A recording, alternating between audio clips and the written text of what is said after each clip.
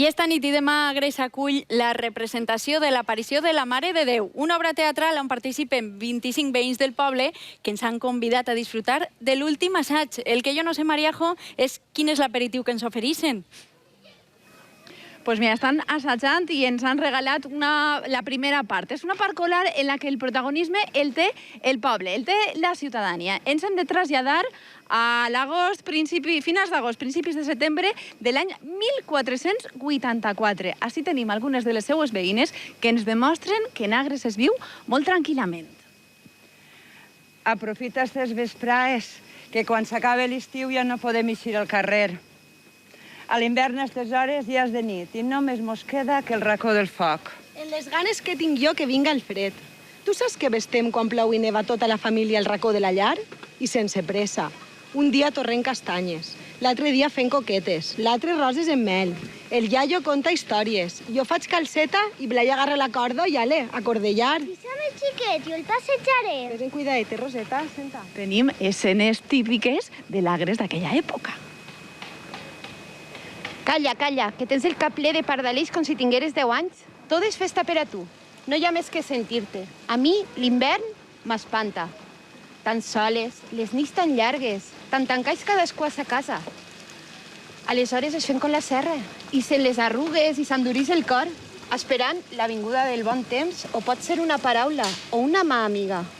Mirant que no s'acabe la xerreta de l'oli, la gavelleta de la llenya, la saqueta de la farina, mentre es dura la neva. Una escena costumista que ens va contant com és Agres a l'estiu i com és Agres a l'hivern. Quique és el director d'esta obra. Dir-li monumental igual és massa, però té molt de mèrit moure tanta gent del poble i a més amateur. És mega monumental. Hombre, clar que sí.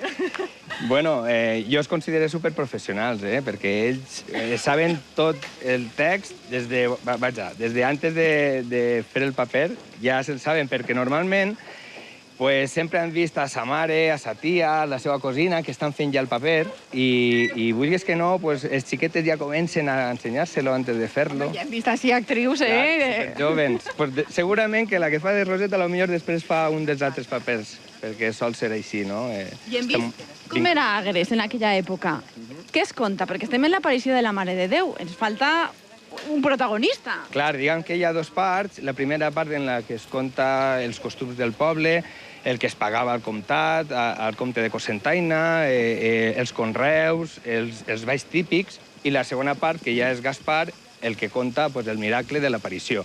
Clar, hem de dir, està datat, tenim data i tot. Estem en el 31 d'agost del 1484. Es declara un incendi en l'església de Santa Maria d'Alacant.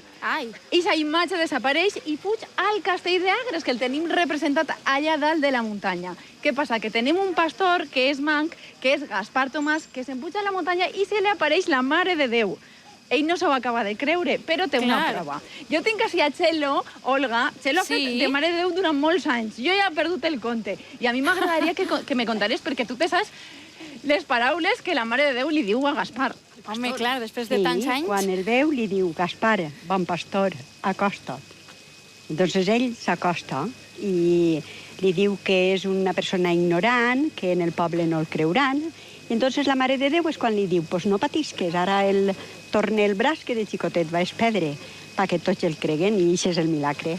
I Txelo, com és per a tu haver sigut la Mare de Déu i participar en esta obra de teatre? Bueno, per mi ha viscut en l'aparició tota la meva vida. Des que era menudeta recorde que eixia i després ja de Mare de Déu i sempre l'aparició ha format part de la meva vida. Com forma part de la vida d'este poble i que ningú s'hauria de perdre. La tenim esta nit a les 11 i demà a les 11 de la nit també. Té molt de mèrit i hauria de ser declarada bé d'interès cultural. Molt bé, Mariajo, moltíssimes gràcies. La veritat és que ho viuen, com interpreten allà a Agres.